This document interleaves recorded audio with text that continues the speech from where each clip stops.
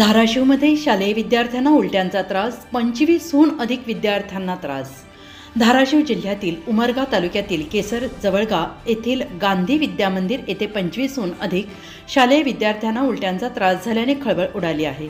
विद्यार्थ्यांना सकाळी रक्तवाढीच्या गोळ्या दिल्यानंतर हा त्रास जाणवू लागल्याने विद्यार्थ्यांना मुरुम येथील शासकीय रुग्णालयात उपचारासाठी दाखल करण्यात आला आहे। या प्रकारामुळे पालकांमध्ये चिंता व्यक्त केली जात असून आरोग्य विभागाने तातडीने तपास सुरू केला आहे। रक्तवाढीच्या गोळ्या खाल्ल्यामुळे विद्यार्थ्यांना त्रास झाल्याची माहिती। त्रास होण्यामागील नेमकं कारण शोधण्यासाठी सखोल तपास सुरू असून अधिकृत माहिती लवकरच जाहीर होईल असे आरोग्य विभागाच्या अधिकाऱ्यांनी सांगितलं आहे। महाराष्ट्रातील ताज्या बातम्या पाहण्यासाठी आमच्या YouTube चॅनेलला सबस्क्राइब करा।